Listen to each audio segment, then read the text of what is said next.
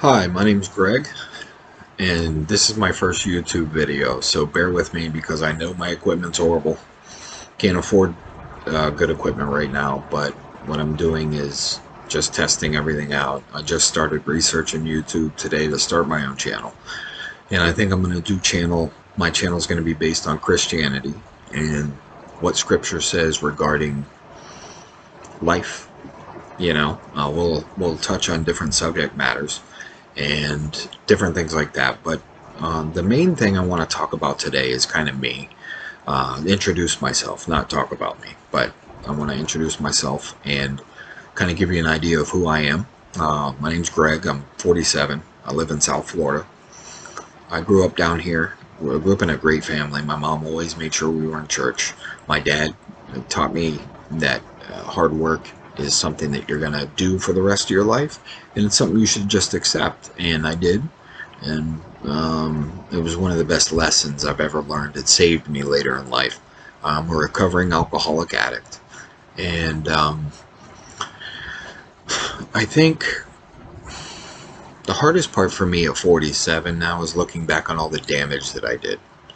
25, 30 years worth of just me drinking, getting in trouble, in and out of jail, in and out of rehab. You know how it is. I'm sure you've heard stories or know people that have been in those situations.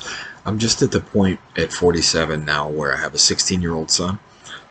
There's no way I want him ending up like me.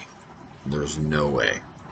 So he's going to make his own mistakes. I've told him, make your own mistakes, but don't make the same ones me and your mother made. His mother was the same way. She had her issues, put it that way, and she passed away when he was, in 2018, he was 11.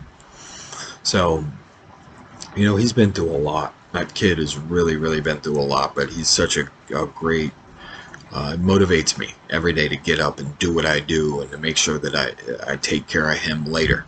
Do everything I can now to make sure that when I leave this earth, that I can leave something for him to help him and his family. And that's where I'm at. It's a beautiful thing. Just the last 2 months have been real hard for me. So I'm using this as kind of a vlog too, I guess. But I've really been through it with God and really been getting angry with him. And yesterday I sat out with my mom and my son and everything changed. I wasn't angry anymore.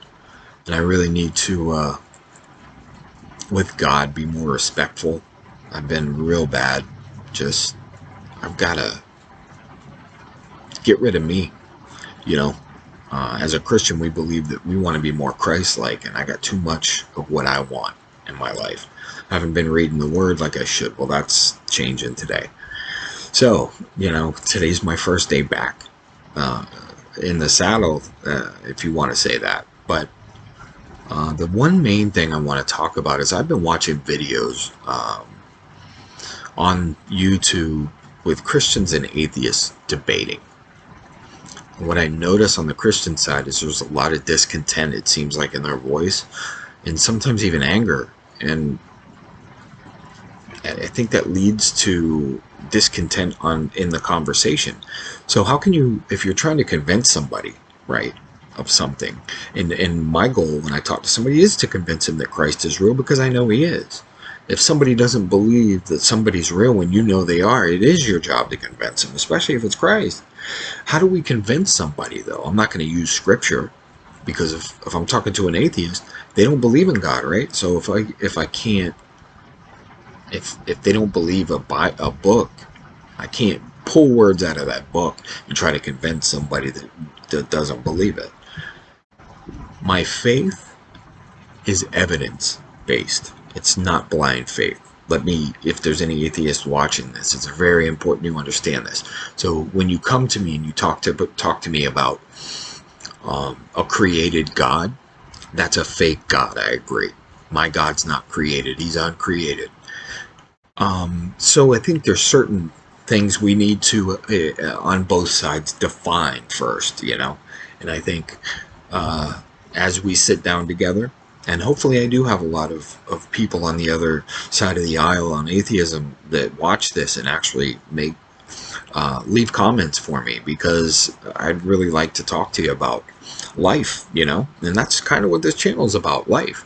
Not just God, but how God incorporates himself in life, in our lives. So I'm definitely up to any questions you have for me, so feel free to ask me anything. If I don't know the answer, I'll let you know and I'll find it for you. That's how I am. There's a lot I don't know, and I think that's important, to be able to admit that you don't know certain things. I don't know everything. I have studied the Bible, so I do know a little bit, and all I can share you is what God has shown me so far, and it's a beautiful thing. Saved my life, probably, literally. So God has been real good to me. I really want to hit on the fact, I think, that the evidence-based faith is something you don't hear much from Christians. I think it's real important to purvey to people that don't believe that we have evidence, and then just tell them what your evidence is. It's different for all of us. For me, it's the conversations I have. For me, it's the relationship. I have a relationship with them. For me, it's the peace that I get when I could never have peace before. I suffered from anxiety and ADHD, all these things. I still suffer from some of them, but he's helped out with a lot of that. And he's willing to help anybody. But as we talk and as we get into these conversations on the channel, I think everything's going to come together. And I really, the only thing that I can tell you right now that I can pretty much see happening is people are going to get into arguments, and that's probably on every channel that has to do with spirituality. I just ask everybody to please be respectful. Don't curse at people. Don't call them names. I don't think I should have to watch the channel like that. I'm going to have to, but especially if you're a Christian, because you know better.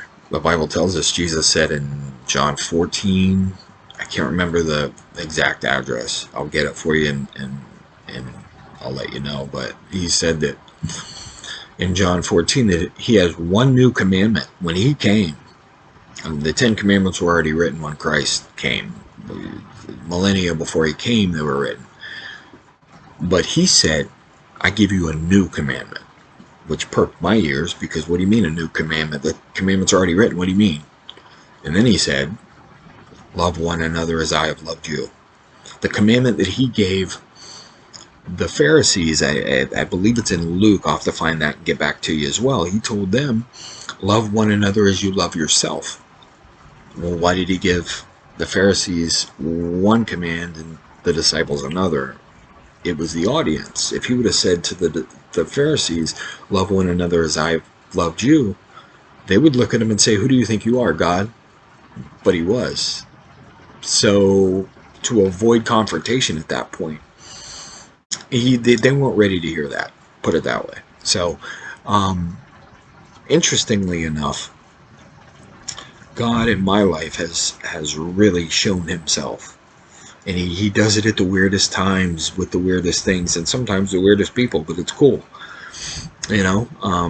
My goal today is to basically introduce myself and to ask for suggestions too. If you read this and you want to talk to me about these different things, I'm going to talk about things like faith, hope, love, and we'll do videos on each of those, because I think it's important to bring up scripture and to show how God sees love, how God sees faith, how God sees hope. And hopefully if you're an atheist or a Buddhist or somebody maybe that didn't understand this, you'll get to see who God really is in scripture. And because I know there's a lot of Christians that say, here's who God is, and they show you a certain face that they have, and maybe it isn't of Christ. So people get the wrong idea of who God is a lot of times because of us as Christians. I'm asking you to forgive us for that, and to just, let's have an open discussion about what you believe. That's all. I don't want to argue with you. I just want to have a discussion with you about life and what you believe. Well, God bless you. I'm going to sign off for now. I'm still emotionally going through a lot. I still got to talk to my son and my mom today. But pray for me and pray for my family. We need prayers too. And I'll be praying for each and every person that I see comment And I will definitely, if you need anything, if prayer for anything, let me know what it is, and I will keep you in my prayers.